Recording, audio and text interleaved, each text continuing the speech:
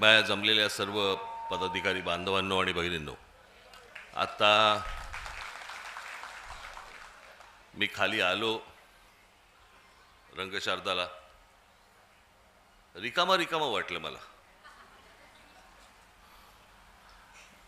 आणि मग माझ्या लक्षात आलं की आपण पत्रकारांना सगळ्यांना वरती बोलवलंय.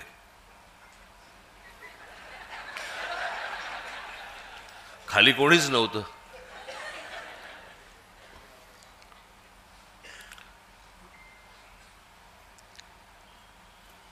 तेही आपलेच आहेत.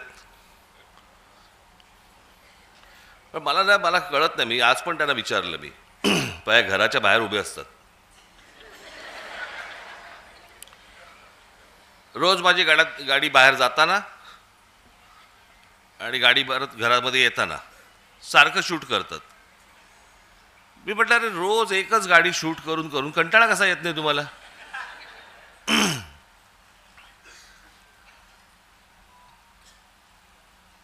बरं, आज आमची तिकडे ती यशवंतराव चव्हाणला आमची बैठक होती. मवियाचे सगळे इतर नेते होते आणि आम्ही होतो.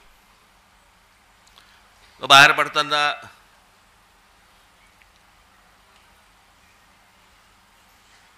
मी आणि उद्धव बाहेर पडलो.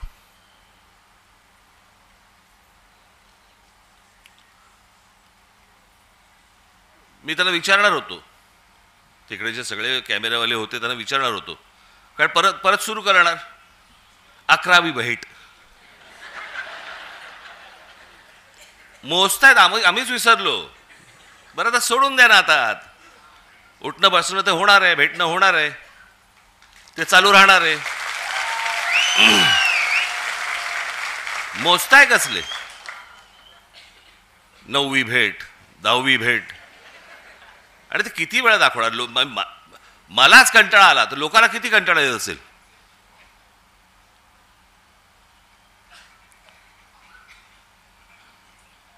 आज मी तुमच्या समोर जो आलोय, आजपर्यंत आपले अनेक कार्यक्रम झाले, अनेक शिबिरं झाली, मेळावे झाले, वर्धापन दिन होतात, काही वेळेला संगीताचे कार्यक्रम असतात, काही वेळेला नाटक आपण ठेवतो, नाटकं ठेवतो, काही वेळेला इतर काही सांस्कृतिक कार्यक्रम असतात. असे विविध कार्यक्रम असतात ना. आज म्हटलं तुम्हाला जरा वेगळं दाखवावं. आज तुमच्यासाठी मी जादूचे प्रयोग आणलेत.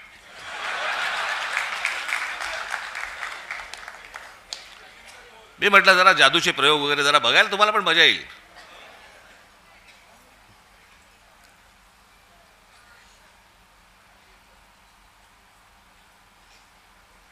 आत्ता ज्याच्यासाठी म्हणून संपूर्ण देशभर जी प्रत्येक राजकीय पक्षाच्या मनात आणि प्रत्येक मतदाराच्या मनात जी शंका निर्माण झालेली आहे या देशाच्या निवडणुकांबद्दलची, त्याची एक गोष्ट तर तुम्ही सुरू केलेलीच आहे, दुबार मतदार याद्यांची. हे दुबार, 3 बार, 4 बार सगळं सुरूच आहेत. पण नुसतं तिकडे लक्ष ठेवून फक्त चालणार नाहीये तुम्हाला. जे मी 2017 पासून जे ओरडून सांगतोय, त्यावेळेला मी जे बोलत होतो, आज जे बरोबर आहेत त्या राजकीय पक्षांनी गांभीर्याने घेतलं नाही. मी त्यावेळेला पण हेच सांगत होतो की मतदार याद्या आहेत, पण ही निवडणूक जी मशीन्स आहेत याच्याकडे तुम्हाला दुर्लक्ष करून चालणार नाही. आणि म्हणून मी आज तुमच्यासमोर हे इलेक्ट्रॉनिक मशीन हे तुमच्यासमोर आणले आणि त्याच्यामध्ये कशा प्रकारचा गोंधळ होतो आणि म्हणून ते सगळं सादर करणार आहेत. मी पहिलं नाव विसरलो, पटेल ना, अमित उपाध्याय, आणि दुसरे कोणतरी पटेल होते.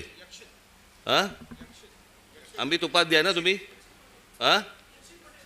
यक्षित पटेल. मी म्हटलं पटेल असेल तर बरं होईल, नंतर त्रास नाही होणार त्यांना. त्याच्यामुळेची मी श्री उपाध्याय आणि पटेल यांना मी इथे व्यासपीठावरती यायला विनंती करतो. या आपण.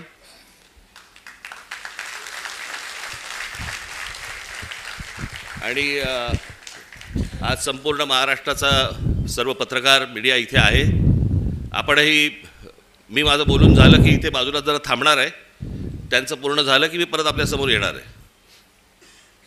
तर मला असं वाटतं आपण दोघांनी महाराष्ट्राला हे सर्व जादूचे प्रयोग एकदा दाखवावेत. कळलं का? आणि त्याच्यातनं सगळ्यांचे डोळेही उघडतील, लोकांपर्यंतही हे पोचेल. काय चाललंय महाराष्ट्रात आणि देशात हेही मला असं वाटतं सर्वांना समजेल, तुम्हालाही समजेल. त्याच्यामुळे ह्या गोष्टींकडे दुर्लक्ष करू नका. मी आपल्याला थोड्या वेळाने भेटतो. धन्यवाद. सुरू कर. आवाज येते? आवाज येते का? माझं नाव अमित उपाध्याय आणि मी EVM हटाव सेनातर्फे इकडे आमची बनवलेली डेमो EVM मशीन, ही EVM ही जी मशीन आहे ती आम्ही बनवलेली मशीन आहे. ही इलेक्शन कमिशनची मशीन नाही आहे. तर या डेमो मशीनमध्ये आम्ही इलेक्ट्रॉनिक आणि पेपर वोट दोघांची इकडे चोरी कशी होऊ शकते ते करून दाखवणार आहे. तर आम्ही हे कुठे क्लेम नाही करत आहे की अशी चोरी तिकडे झाली तशी झाली. आम्ही हे म्हणतो आहे का जर असा हा प्रोग्राम जे आम्ही याच्यामध्ये चोरीचा प्रोग्राम टाकला आहे, जर तो इलेक्शन कमिशनच्या मशीनमध्ये आहे तर तिकडे पण चोरी होऊ शकते.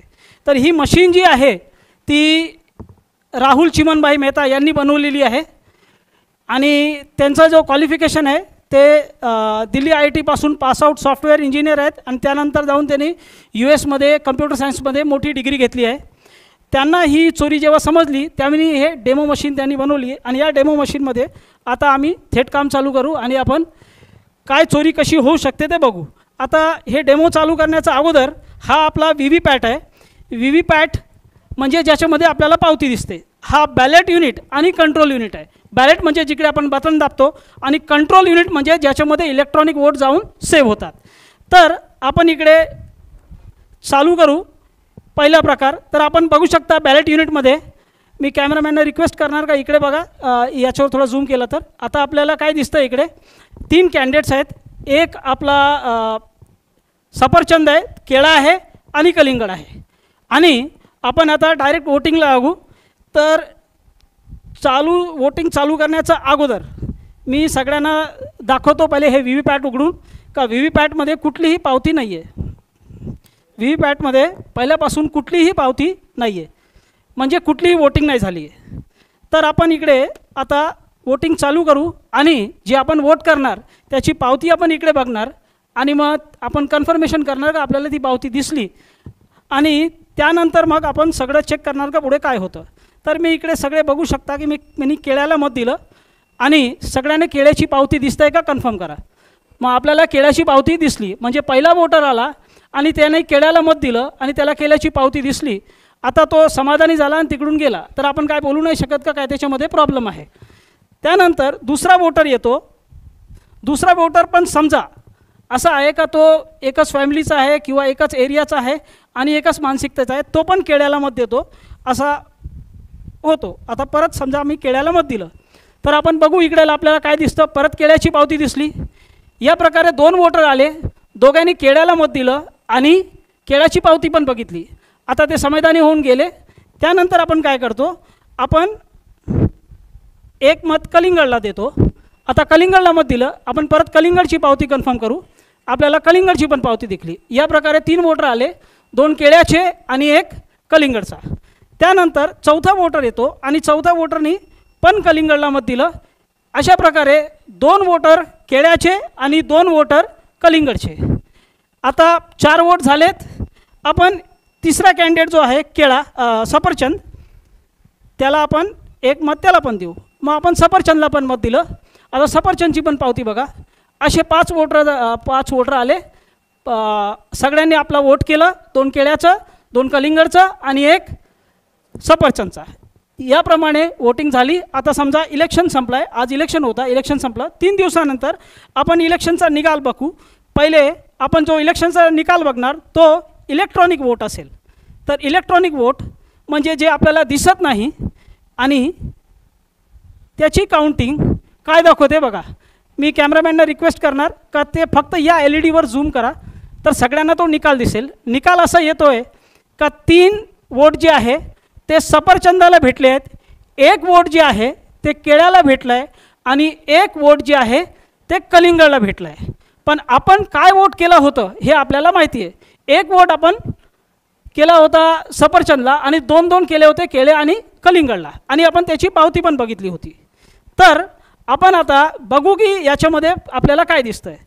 आपण हे सगळं बघितल्यानंतर आपल्याकडे एकच उपाय आहे. भरपूर आमदारांनी हे केलं पण होतं का बाबा आम्ही पैसे भरू आणि व्हीव्हीपॅटची मोजणी करू. व्हीव्हीपॅटची पावती जर 100% मोजणी केली तर चोरी पकडली जाणार असे बोलणारे बोलतात. पण तर आपण इकडे काय करू, ते याला उघडू आणि चेक करू. पहिले आपण बघितलं होतं की याच्यामध्ये कुठलीच पावती नव्हती. तर एक एक करून उघडणार. पहिला हा आपण हे बघू शकता केळ्याचं. दुसरा हे बघा, हे केळा, हे कलिंगड. परत बघा, हे परत सफरचंद. या प्रकारे सफरचंदचे 2 मत झाले, आपण एकच दिले होते. आणि इलेक्ट्रॉनिक वोटच्या बरोबर जर याची आपण मॅचिंग केली तर 100% मॅचिंग झाली. म्हणजे इलेक्ट्रॉनिक वोट आणि पेपर स्लिपचे वोट हे 100% मॅचिंग करून आपला हा प्रोग्राम हा आपल्याला वोट चोरी करून देऊ शकतो. आता हा प्रोग्राम जर इलेक्शन कमिशनच्या मशीनमध्ये आहे तर प्रॉब्लेम आहे, नाहीतर मग आम्ही हे तुम्हाला खेळ दाखवतो आहे. तर पुढे काय समजायचं ते आपण समजू शकता. आता ही चोरी आपण बघितली. या चोरीला हॅकिंग नाही म्हणत, या चोरीला प्रोग्राम टाकून चोरी म्हणतात. जे आपण ऐकलं आहे ते हॅकिंग नाही आहे. हे हॅकिंगशिवाय कशी चोरी होऊ शकते ते आपण याच्यामध्ये बघितलं. तर ही चोरी जे झाली ती कशी झाली हे आपण परत समजण्यासाठी परत इकडे वोटिंग स्टार्ट करू आणि बघणार का आपल्याला काय दिसतंय. पहिले आपण बघून घ्या आतापर्यंत कुठली वोटिंग नाही झाली आहे. तर इकडे आपला प्लीज डू वोटिंग म्हणजे 0 वोट. आणि आता हे आपण व्हीव्हीपॅट पण बघतोय, याच्यामध्ये पण पावती नाही आहे. तर ही जी चोरी झाली त्याला समजण्यासाठी आपल्याला थोडासा हे व्हीव्हीपॅटचं माहिती पाहिजे. तर आपल्याला ब्लॅक ग्लासची जर स्लाईड्स आली तर बरं होईल. हे या व्हीव्हीपॅटमध्ये 2017च्या जवळ असा काळा काच लावला गेला होता. अगोदर जो व्हीव्हीपॅट होता त्याच्यामध्ये काळा काच नव्हता. आता हे काळा काच लावल्यानंतर काय घोळ होऊ शकतो हे आपण समजण्याचा प्रयत्न करू. आता मी हा काळा काच काढला आहे, काळा काच काढून बाहेर ठेवला आहे आणि परत 30 वोटिंग आपण करत बघू. तर परत मी तशीच वोटिंग करतोय आणि आपण बघू शकता की केळ्याची पावती आली, लाईट पेटली, आपल्याला व्यवस्थित केळ्याची पावती दिसते. जेव्हापर्यंत लाईट आहे ती पावती दिसणार. आणि जर हा काळा काच काढला, काळा काच इकडे ठेवला तर आपल्याला काहीच नाही दिसणार. जे दिसणार आहे ते तेव्हाच दिसणार जेव्हा पहिल्यासारखा व्हीव्हीपॅट असेल. पहिल्याचा व्हीव्हीपॅट जो होता त्याच्यामध्ये काळा काच नव्हता. आता काळा काच लावल्यानंतर वोट झाल्यावर पहिला वोट जेव्हा वोट करणार त्याला त्याची पावती दिसणार फक्त लाईट पेटल्यावर. तर ही लाईट जी आहे ती 8 सेकंदासाठी पेटते आणि 8 सेकंदामध्ये आपल्याला ती पावती दिसते. पण ती पावती जर त्याचा वोट चोरी करायचा असेल तर ही पावती हा प्रोग्राम अडकून ठेवणार, त्याला खाली पाडणार नाही. आणि दुसरा वोटर जो येणार वोट करायला त्याला ही पावती दिसणार नाही. तर काळ्या काचच्या मागे अशी पावती अडकलेली आहे हे दुसरा वोटरला माहीत नाही पडणार. तो येतो, तो पण केळ्याला वोट देतो आणि आपल्याला इकडे काय दिसतं, दुसऱ्या वोटरसाठी परत इकडे लाईट पेटवली जाईल आणि त्याला पहिल्याची पावती दिसेल. आणि अंधारात काय होतं बघा,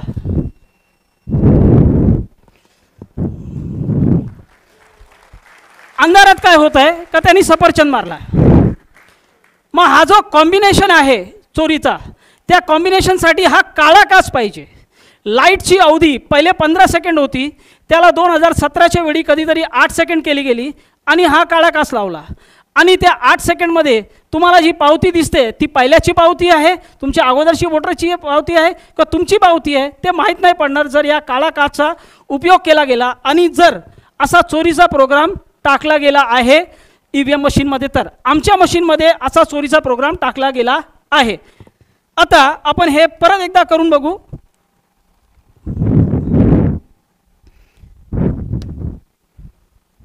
मी आता इकडे कलिंगडला मत देतोय. सगळ्यांनी पावती बघा, कलिंगडची पावती आपल्याला दिसली, लाईट पेटली. जेव्हापर्यंत लाईट पेटत आहे तेव्हापर्यंत दिसणार एकदा लाईट बंद झाली का आपल्याला काय पावती दिसणार नाही.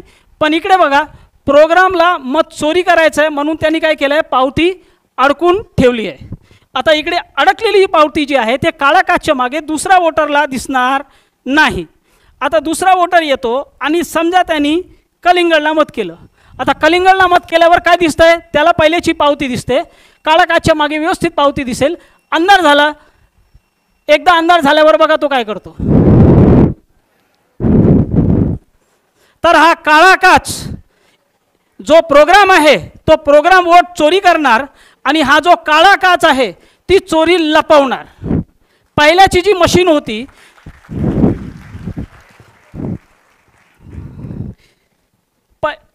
पहिल्याची जी मशीन होती त्याच्यामध्ये हा काळा काच न होता आणि त्याला वापरलं गेला होता.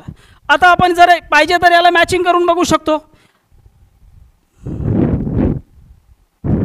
हे बघा, परत मॅचिंग झाली. 2 आपल्याला सफरचंद भेटले, 1 केळा भेटला, 1 कलिंगड भेटला आणि एक वोट जे आहे तो केळ्याचा आणि कलिंगडचा चोरी होऊन सफरचंदला गेला. आपण 4 वोट केले होते. तर याप्रमाणे हा काळा काच जो आहे तो चोरी लपवू शकतो आणि जर चोरीचा प्रोग्राम आहे तर तो चोरी करू शकतो. आता हा चोरीचा प्रोग्राम मी या मशीनमध्ये टाकला आहे. इलेक्शन कमिशनच्या मशीनमध्ये हा प्रोग्राम आहे नाही आहे मला माहीत नाही, सगळ्यांनी आपला गेस करू शकता.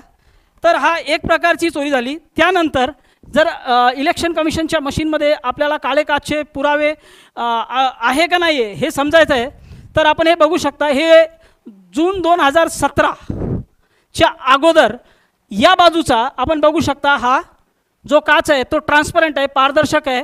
त्याच्यामध्ये 15 सेकंडसाठी लाईट नाही पेटली जरी किंवा 8 सेकंड जरी लाईट नाही पेटली तर पावती येताना, थांबताना, पडताना सगळं व्यवस्थित दिसणार. पण हा काच जो आहे त्या काचाचा मागे जेव्हा लाईट असेल तेव्हाच दिसणार आणि लाईट किती पेटायची, किती वेळ पेटवायची आहे ते डिपेंड करणार प्रोग्रामवर. मग प्रोग्राम जर याला 8 सेकंडसाठी पेटवणार तर मग या प्रकारे चोरी होऊ शकते. तर आता आपण अजून जे थोडेसे पटापट पुरावे बघून घेऊ. तर हे एक व्हिडिओ आहे, ओरिजिनल EVM मशीनमध्ये वोटिंग झाली होती. आता आपण बघा, हे आपल्याला इकडे झालं, हे बटन दाबली, इकडे पावती येताना, थांबताना, पडताना काहीच नाही दिसते, फक्त लाईट पेटली. आता ही या माणसाच्या वोटची पावती आहे का याचा अगोदर कोणी वोट देऊन गेला आहे ते माहीत नाही पडणार. मग आपल्याला व्यवस्थित हे 7-8 सेकंडमध्ये कळतं. हा आता हे सोलापूर विधानसभामध्ये उघड पडलेली एक व्हीव्हीपॅट मशीन होती. तर वरती आपण बघू शकता एक पारदर्शक काच आहे, 2 काच असतात, एक पारदर्शक काच आणि खाली आपल्याला काळा काच दिसतंय. म्हणजे इलेक्शन कमिशनच्या मशीनमध्ये असा काळा काच आहे. जर त्याच्यामध्ये हा प्रोग्राम पण आहे तर काय होऊ शकतो आपण समजू शकता. त्यानंतर आपण इकडे बघू शकता की हे 2024 लोकसभाच्या अगोदर अशी EVM मशीन मणिपूरमध्ये फोडली गेली होती. तर त्याच्यामध्ये आपल्याला दिसतंय का हा जो व्हीव्हीपॅटचा भाग आहे त्याच्यामध्ये काळा काच स्पष्ट दिसतोय. म्हणजे इलेक्शन कमिशनच्या मशीनमध्ये जो व्हीव्हीपॅट आहे त्याच्यामध्ये हा काळा काच आहे.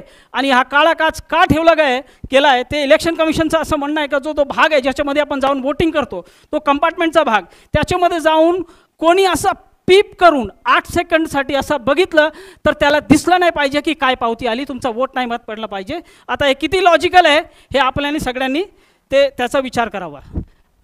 नाव we can go to demo 2.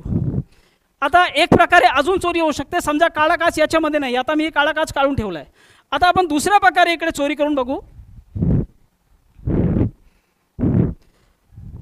आपण मॉल वगैरेमध्ये जातो, तिकडे मॉलमध्ये गेल्यावर जर आपण तिकडे जे नल वगैरे असतात त्याच्याखाली हात टाकलं का आपोआप तिकडे पाणी पडतो. आता त्याच्यामध्ये लाईट सेन्सर लागले, जसं आपण हात टाकतो, हात टाकल्यावर आपोआप पाणी पडतो. कारण तिकडे जे लाईटचं मात्रा आहे जे त्याच्यावर पडते ती कमी होते. लाईटची तीव्रता कमी झाल्यावर व्यवस्थित पाणी जो आहे तो आपोआप पडू लागतो, कारण त्याच्यामध्ये लाईट सेन्सर, जसंच आपण हात काढतो आपोआप पाणी बंद होतो. आता तो लाईट सेन्सर इलेक्शन कमिशनच्या मशीनमध्ये पण लागला. याचे पुरावे आपण पुढे बघू. पण त्याने कशी चोरी होऊ शकते हे मी इकडे करून दाखवण्याचा प्रयत्न करतो. तर आता इकडे समजा पहिला एक वोटर जो आहे तो येतो आणि इकडे उभा राहतो. तर हा वोटर आहे, याला वोटर समजा, आणि तो इकडे उभा राहून पहिला वोट करतो. आणि आपण बघा इकडे आपण वोट करू, केळ्याला वोट करू, काळा काच नाही आहे तरी कशी चोरी होऊ शकते? केळ्याला मत केलं आणि व्यवस्थित केळ्याची पावती आली, कारण वोटर तिकडे उभा आहे आपली पावती बघण्यासाठी. हा इकडे आम्ही इकडे लाईट सेन्सर लावला आहे, त्या लाईट सेन्सरचा समोर इकडे हा वोटर म्हणून उभा होता. तर जर इलेक्शन कमिशनच्या मशीनमध्ये असा प्रोग्राम आहे का 4 सेकंडच्या आत वोटर तिकडून निघून जातोय, म्हणजे वोटर तिकडे आला, बटन दाबतो, त्याच वेळी व्हीव्हीपॅट तिकडे मोजणी करतो का लाईट किती आहे, आणि 4 सेकंडचा आत जर प्रोग्रामिंग 4 सेकंडची आहे तर 4 सेकंडचा आत वोटर जर तिकडून निघून जातो तर तिकडे त्याला बघण्यासाठी कोणी नाही आहे. इलेक्ट्रॉनिक आणि पेपर वोट दोघं तिकडे चोरी होतील. आता तसा वोटर आता इकडे काय केलं आहे, तो निघून गेला आहे. वोटर मी इकडे बाजूला ठेवला आहे, सेन्सरच्या समोर कोणीच नाही आहे, बटन दाबल्यानंतर वोटर तिकडे थांबत नाही आहे. आणि काय होते ते बघू. तर मी परत केळ्याला मत देतो आहे. आता परत केळ्याला मत दिलं तर बघा काय येतं आहे, वोटर तिकडे थांबला नाही आहे, सेन्सरच्या समोर कोणीच नाही आहे, केळ्याच्या ठिकाणी सफरचंद आला. हे कसं काय झालं? कारण याच्यामध्ये अशी प्रोग्रामिंग आहे तर वोटर जर तिकडे थांबत नाही आहे, 4 सेकंडचा अगोदर निघून गेला, त्याच्या अगोदर मी पावती काढणार नाही. वोटर जर निघून जातो आहे, आपल्याला बघणारा कोणीच नाही आहे, लाईट सेन्सरला व्यवस्थित माहीत पडतं आहे, वोटर तो काय करतो, इलेक्ट्रॉनिक आणि पेपर वोट दोघं चोरून घेतो. आपण 10 सेकंडामध्ये हे परत प्रयत्न करू कलिंगडवर, कारण आम्ही हे सगळं वोट चोरी करून सफरचंदला देणार आहोत. तर मी परत वोटरला उभा करतो आहे, वोटर इकडे उभा झाला, परत मी कलिंगडला मत दिलं. आता कलिंगडला मत दिल्यावर काय येते बघू, व्यवस्थित कलिंगड आला, कारण वोटर इकडे उभा आहे. आता कलिंगड इकडून, आता वोटर इकडून गेला, वोटर गेला. आपण परत कलिंगडला मत देऊ.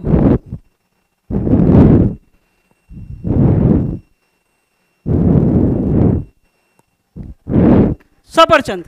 तर हा प्रोग्राम चोरीचा आहे, पण त्या प्रोग्रामला जी मदत पाहिजे तर याच्यामध्ये लागलेला लाईट सेन्सरची पाहिजे.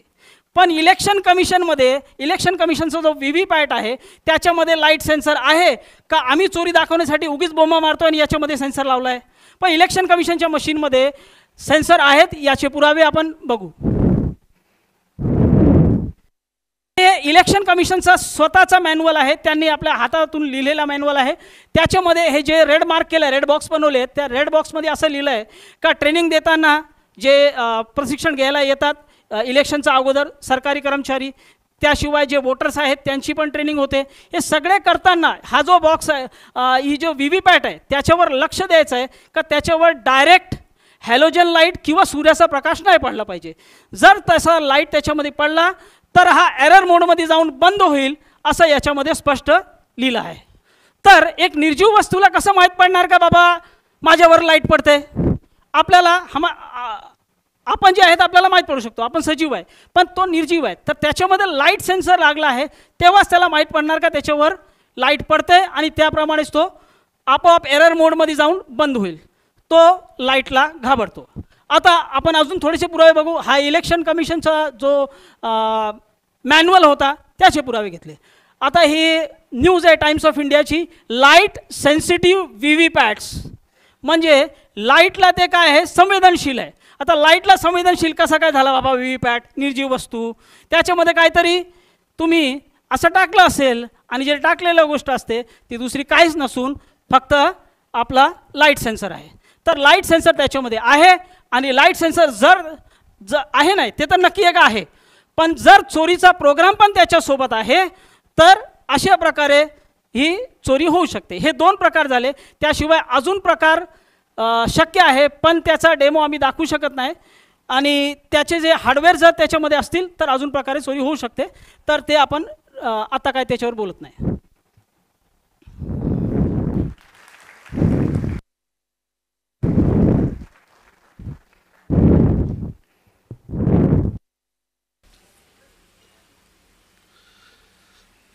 पाहिलंत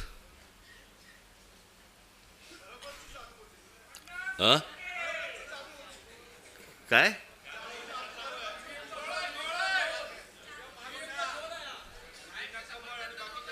म्हणून तुम्ही जर लक्ष नाही दिलं ना तर हातात केळच येणार.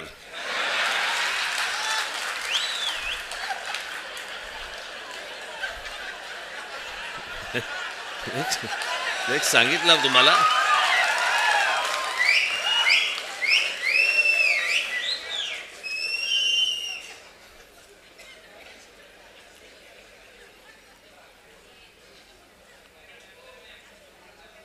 हे आपण गेले अनेक वर्ष आपण ही ओरडून सांगतोय.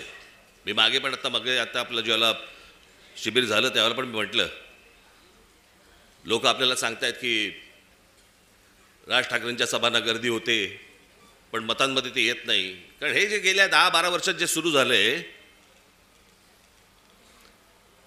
लोक आपल्याला मतदान करतायत,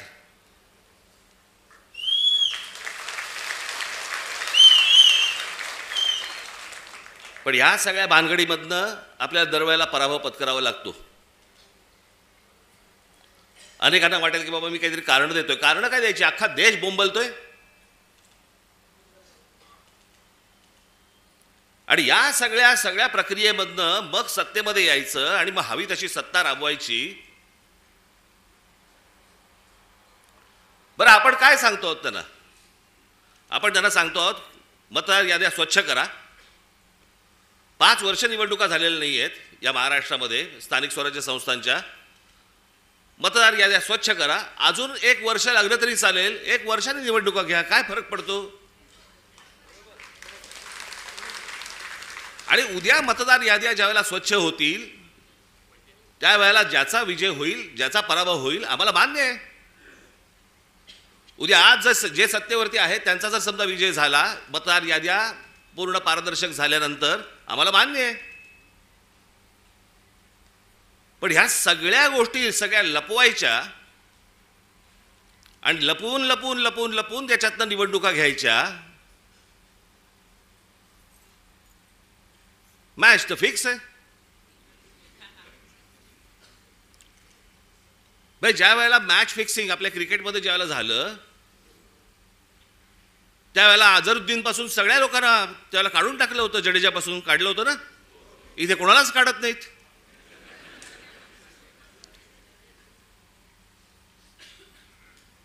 मुख्य निवडणूक आयुक्त काय सांगतात म्हणे, सीसीटीव्ही कॅमेरामधलं जे काही शूटिंग आहे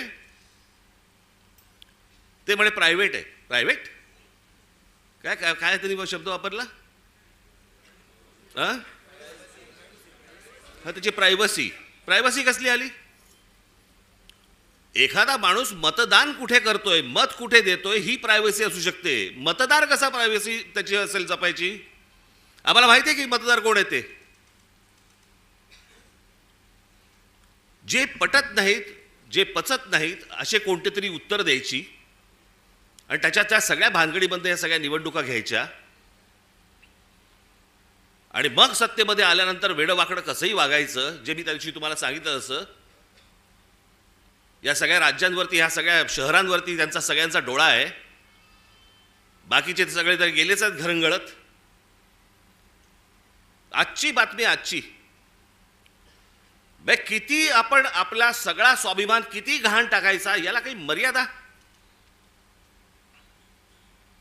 ते कुठे आणले पेपर आहेत ते?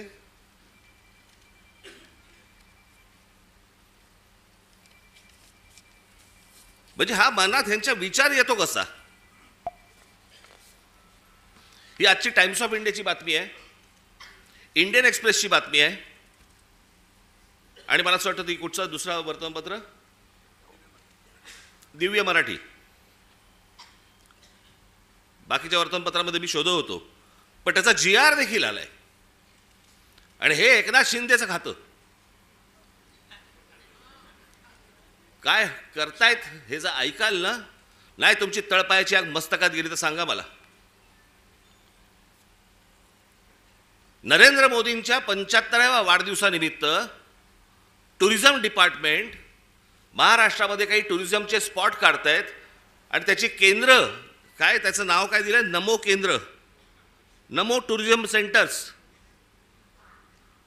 ही नमो टुरिझम सेंटर्स कुठे काढतायत? शिवनेरीवर, रायगडावर, राजगडावर.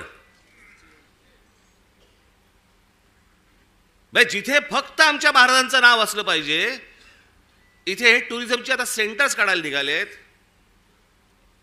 मी आत्ता सांगतोय, सत्ता असो नसो, वर नाही, खाली नाही, आजूबाजूला नाही, कुठेही नाही,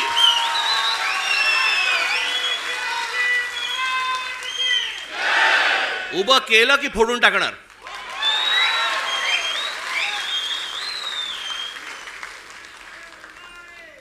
मला स्वतःला मुख्यमंत्री करा म्हणून किती लाचारी करायची.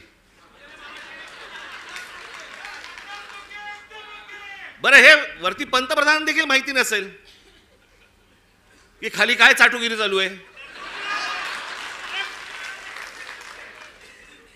इथपर्यंत हे कशात येतं, ही सत्ता डोक्यात गेली ना की आम्ही वाटेल ते करू. शिवाजी महाराजांचे गडकिल्ले असू देत, तर काही असू देत, मला मुख्यमंत्रीपद मिळालं पाहिजे, मला सत्ता मिळाली पाहिजे, मला जे समोर दिसेल ते मला मिळालं पाहिजे. याच्यासाठी ज्यांना ज्यांना काही मला खुश करता येईल ते मला खुश करावं लागेल. मुंबईमधल्या जागा द्यायच्या आहेत, अडाणीला देऊन टाका, तो बोट ठेवेल तिकडे जागा देत आहेत.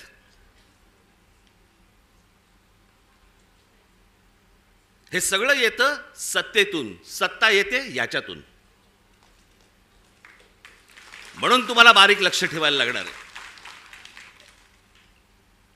आणि याच्यासाठी म्हणून तो आपला उद्याचा 1 तारखेचा आपण मोर्चा काढतो आहोत. दणदणीत मोर्चा झाला पाहिजे, दिल्लीपर्यंत कळलं पाहिजे महाराष्ट्रामध्ये काय आग पेटली ती.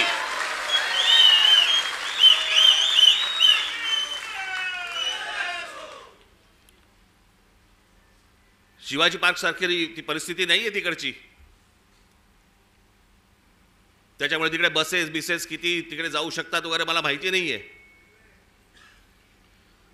पण माझी तुम्हाला, माझ्या खास करून माझ्या महाराष्ट्र सैनिकांना, मी आज हे आमचे चॅनलचे सगळे बांधव भगिनी आले, त्यांच्या मार्फत मी माझ्या सर्व महाराष्ट्रातल्या सर्व मतदारांना, माझ्या महाराष्ट्र सैनिकांना सर्वांना मी सांगतोय की या मोर्चात सामील व्हा. महाराष्ट्रामध्ये काय प्रकारचा राग आहे हा या मोर्चामधून तुम्ही दाखवा. तो व्यक्त करण्यासाठी म्हणून तुम्हाला तिकडे यावं लागेल, सर्वांना यावं लागेल. आज नोकरी होती, बॉसने नाही सांगितलं, बॉसला मारा.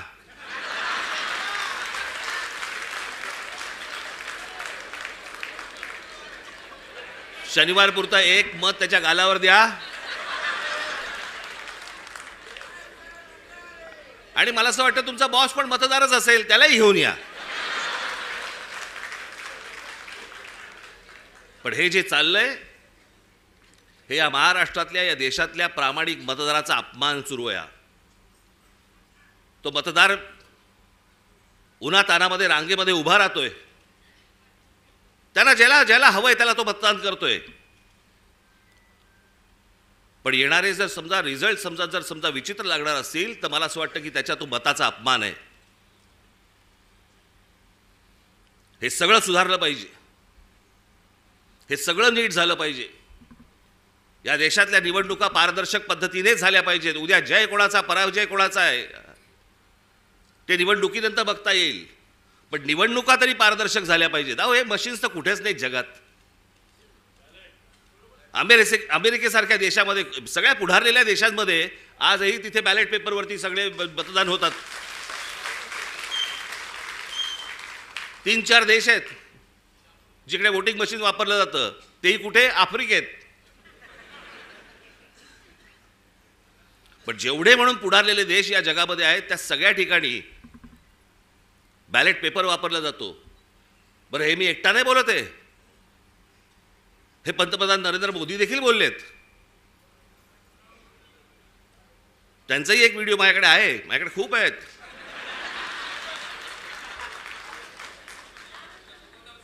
पण मला असं वाटतं की ही गोष्ट तुम्ही सर्वांनी गांभीर्याने घेणं गरजेचं आहे.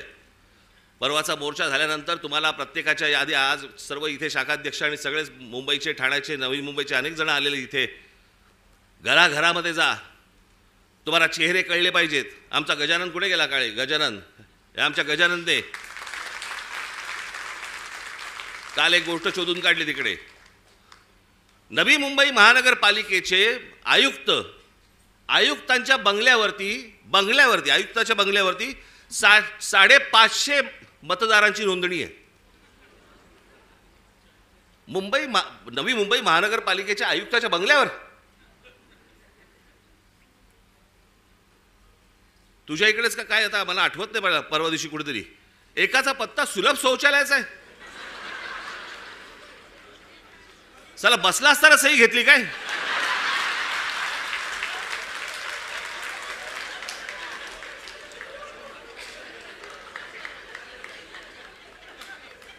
काहीही सुरू आहे. आणि मला असं वाटतं हा काही पोरखेळ नाहीये. हा तुमच्या आमच्या सर्वांच्या आयुष्यातली प्रत्येकाची 5-5 वर्ष जात आहेत. मी नेहमी सांगत आलो, माझा पुनर्जन्मावरती विश्वास नाहीये. या जन्मामध्ये ज्या काही गोष्टी आहेत तुमच्या, या महाराष्ट्राचं भलं झालं पाहिजे, या महाराष्ट्राचं काही चांगलं झालं पाहिजे, याच्यासाठी म्हणून मी स्वप्न पाहतोय, तुम्ही स्वप्न पाहतात. आणि त्या स्वप्नांची जर राख रांगोळी जर समजा ही मशीन्स करणार असतील, काय उपयोग आहे निवडणुकांना? आणि म्हणून मला तुम्हाला फक्त सांगायचं आहे की परवाच्या मोर्चाला तर दणदणीतपणे तुम्ही याच, पण त्याच्यानंतर घराघरामध्ये जाऊन तुम्हाला चेहरे कळले पाहिजेत, कोण मतदार आहेत, कोण उतरतायत, कोण जात आहेत. हे प्रत्येक ठिकाणी जे सगळे दुबार बिबार भरलेत, हे सगळे नष्ट केले पाहिजेत. आणि अत्यंत चांगल्या पद्धतीने या महाराष्ट्रामध्ये निवडणुका झाल्या पाहिजेत. बाकीच्या ज्या काही कायदेशीर ज्या काही गोष्टी करायच्या आहेत त्या चालू आहेत, ते करणं सुरूच आहे. तुम्हाला 1 तारखेला अनेक गोष्टी समजतीलच काय काय पुढे सुरू आहे ते. आणि टप्प्याटप्प्याने आपल्याला पुढे जायला लागेल. ही एक खूप मोठी लढाई आहे. ही आपल्याला सर्वांना एकत्र लढावी लागेल, महाराष्ट्राला लढावी लागेल. प्रत्येक वेळेला महाराष्ट्रानेच पहिलं पाऊल पुढे टाकलेलं आहे. यावेळेला देखील पहिलं पाऊल महाराष्ट्रच टाकेल. आणि म्हणून तुम्ही सर्वजण मोठ्या संख्येने येत्या 1 तारखेला आपण दणदणीत पद्धतीने सर्वजण तिथे हजर राहाल अशी एक आशा अपेक्षा बाळगतो. मग अशी म्हटल्याप्रमाणे तिकडे बसेस सगळं किती होऊ शकणार आहे मला माहिती नाही आहे, कारण शक्य नाही होणार. त्याच्यामुळे मी स्वतः लोकलने येणार आहे.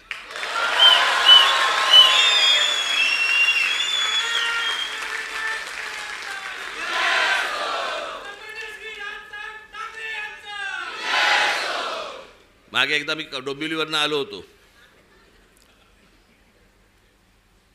जातानाच मला, मी खूप वर्ष झाली त्याला, बरेच वर्ष झाली त्याला, 3-3.5 तास लागले हो मला डोंबिवलीला पोचायला.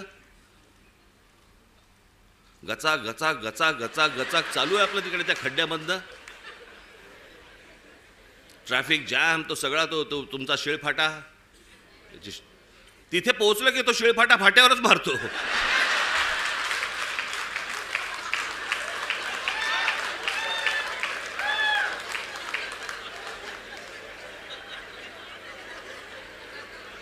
मग मी तिथनं येताना विचार केला, म्हटलं नाही आपण जरा ट्रेनने जाऊ आता परत. बाबा माझी काय परत आता तयारी इच्छा नाही. म्हटलं गेलो तिकडे. मग आमचे हे सगळे पत्रकार बांधव, एक गर्दी तिकडे. बरं तोपर्यंत त्यांना माहीत नव्हतं मी रेल्वेने प्रवास ह्याच्या अगोदर केला आहे तो. मी जवळपास 2 वर्ष मी जे स्कूल फाडला जाताना मी हार्बरने जायचो. त्याच्यामुळे डबे कुठचे येतात वगैरे मला नीट माहिती होतं. मी उभा होतो, गाडी हळू झाली, मी बघितलं लेडीज डबा, महिलांचा डबा होता. हे सगळेजण ताबाताबात होते, सगळे कॅमेरे बिमेरे पत्रकार सगळे. मी आपलं जाताना फक्त एवढंच केलं, हे सगळेजण त्या महिलांच्या डब्यात शिरले, मी मागच्या डब्यात शिरलो.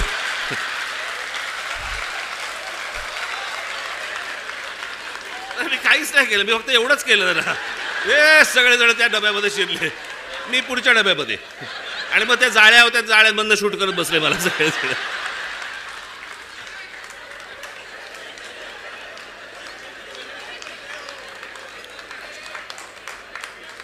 असो, तर मला काय सांगायचंय माझ्या पत्रकार बांधवांना समजलं असेल.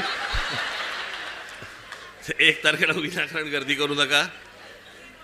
तर मी 1 तारखेला तिकडे येणार आहे. रेल्वेने मी खूप अगोदरच पोहोचणार आहे तिथे, लवकर येऊन थांबणार आहे तिकडे. कुठे थांबणार ते सांगणार नाही तुम्हाला, पण अगोदर येणार. तुम्ही सगळेजण जोरदार तयारीला लागा. 1 तारखेला तर या, पण त्याच्यानंतर प्रत्येकाला घराघरामध्ये जाऊन सर्व मतदारांना आपण भेटा, त्यांच्याशी बोला, मतदार यादीमधलं नाव सगळ्यांची चेक करा. आणि मग जेव्हा कधी निवडणुका होतील, जेव्हा कधी काय होतील, त्यावेळेला आपण निवडणुका लढू. तोपर्यंत आज जे पाहिलंय ते घराघरापर्यंत पोचवा. धन्यवाद. जय हिंद, जय महाराष्ट्र.